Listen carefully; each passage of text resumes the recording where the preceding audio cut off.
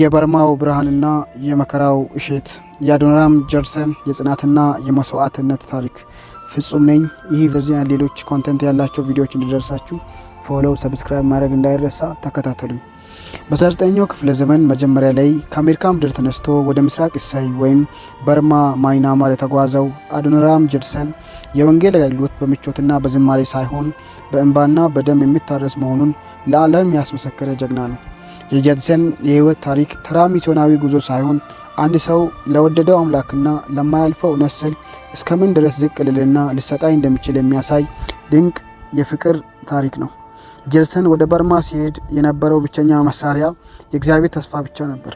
በዚያች ጨለማ በነገሰባትና ወንጌል ባልደረሰባት ምድር ላይ ለ6 ዓመታት ያህል አንዲትም ነፍስ ሳይድን በጽናት መቆየቱ የእምነቱን ጥልቀትና የዓላማውን ጽናት በግልጽ ያሳያል። የጀርሰን ልዩ መስዋዕትነት የሚጀምረው አቫ በተባለው አስፈሪ የሞት እስር ቤት ውስጥ በነበረው ተጋድሎ ነው።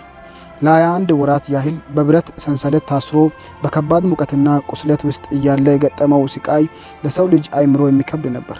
ነገር ግን በዚህ ሁሉ መከራ ውስጥ ሆኖ ያሳየው ልዩ ስልት እጅግ የሚደነቅ ነው። በትራስ ውስጥ ደብቆ ያቆየው የመጽሐፍ ቅዱስ ትርጉም የእጅ ጽሑፉ ቆይቶ የበርማ ሕዝብ የእውነት ብርሃን እንዲያገኝ መስራት ሆኗል።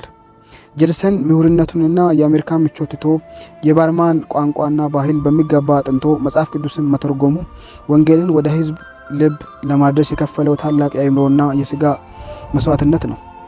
ይሁን እንጂ የጀርሰን እጅግ ልብ የሚነካው በከፈለው የግል ሕይወት ዋጋ ነው። ውድ ባለቤቱን አና ጀርሰንንና ልጆቹን በበሽታና በመከራ ሲያጣ የደረሰበት የሐዘን ቁስል እጅግ ጥልቅ ነበር።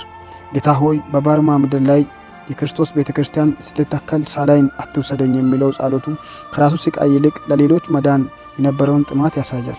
ጀርሰን አንድ ሰው ሊያጣው የማይችለውን ለማግኘት ሊያቆየው የማይችለውን አሳልፎ መስጠት ምን ማለት እንደሆነ በሕይወቱ ትርጉም የሰጠ ሰው ነው። ዛሬ በበርማ ምድር ያሉት በሺዎች የሚቆጠሩ ክርስቲያኖች የአዶናራም ጀርሰን በአፈር ውስጥ እንደወደቀችና እንደሞተች በኋላም ብዙ ፍሬ እንዳፈረች የስንዴ ቅንጣት የሆነችው ሕይወቱ ውጤቶች ናቸው።